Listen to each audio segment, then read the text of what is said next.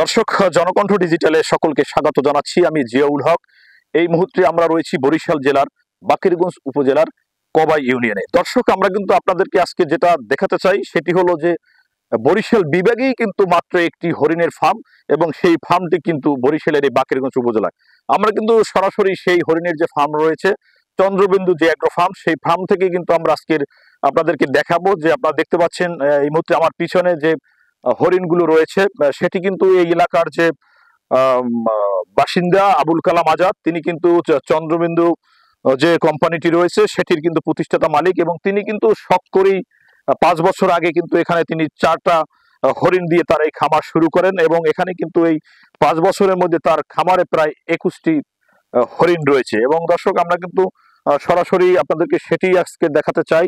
আপনারা দেখতে পাচ্ছেন যে হরিণগুলো কিন্তু এখানে এই ফার্মের ভিতর কিন্তু তারা জড়ো হয়েছে, এবং বিশেষ করে আমরা বেশি কাছে যেতে পারি না, কারণ কাছে গেলে কিন্তু হরিণগুলো একটু উত্তেজিত হয়, এবং সেখানে কিন্তু অনেক ঝুঁকি থাকে। যে দেখা গেছে ওরা বেশি লাফালাফি করলে অনেক সময় স্টক করে। ওয়ালটন এখন দেশের সীমানা পেরিয়ে পৌঁছে গিয়েছে 50টিরও বেশি দেশে।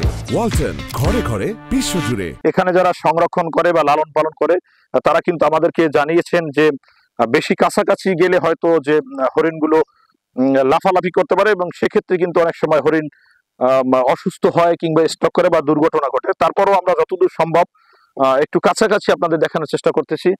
আপনারা দেখতে পাচ্ছেন যে হরিণগুলো কিন্তু ঠিক আমার পিছনে দাঁড়িয়ে রয়েছে, এবং এই ফার্মটি কিন্তু কবাই ইউনিয়নের যে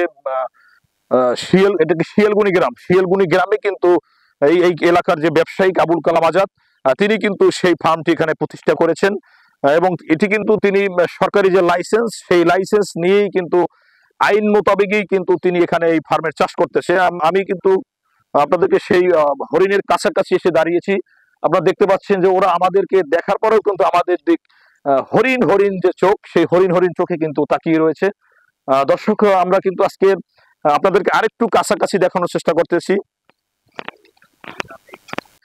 আপনারা দেখতে পাচ্ছেন যে হরিণগুলো কিন্তু আমাদেরকে দেখে একটু একটু আতঙ্কিত হয়েছে, এবং তারা কিন্তু একটু লাফালাফি করার চেষ্টা করতেছে। আমি নিজেও একটু আতঙ্কিত। আসলে আপনারা দেখতে পাচ্ছেন যে তারা একটু কিন্তু উত্তেজিত হয়েছে এই মুহূর্তে।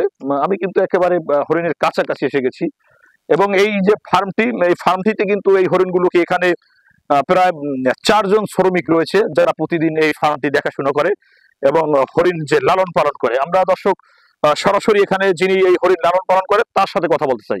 আমরা এখানে 4টা হরিণ দিয়ে শুরু করছি গত 5 বছর ধরে। এখন 21টা হরিণ আমাদের এখানে আছে। ওদেরকে কি খাওয়ান? ওদেরকে 3 সিরি পদ্ধতির ডাইল আছে, তারপর বিভিন্ন প্রকারের ঘাস আছে, নেপালের ঘাস আছে। চাষ করেন? হ্যাঁ, আমরা ঘাস চাষ করি, নেপালের ঘাস আছে, আবার দেশি ঘাস আছে, আমরা সেটা কাটে এই হরিণের খাওয়াই। আর এই পানি আছে।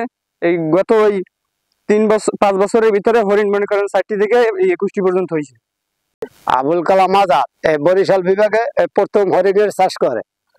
আমরা বিভিন্ন খাবার দিই, ডাল দিই, আবার নেপাল ঘাস দিই, বাইরে এখানে খাবার আনি। আমরা এই 4 জন লোক এখানে থাকি। দর্শক, এই কিন্তু ছিল বাকেরগঞ্জ উপজেলার যে চন্দ্রবিন্দু অ্যাগ্রো ফার্ম রয়েছে। এই অ্যাগ্রো ফার্মটি মূলত কিন্তু বরিশাল বিভাগের সর্বপ্রথম হরিণের খামার। সেটাই কিন্তু আজকের আমরা জনকণ্ঠ ডিজিটালের মাধ্যমে আপনাদের তুলে ধরেছি। জিয়াউল হক আকন, দৈনিক জনকণ্ঠ।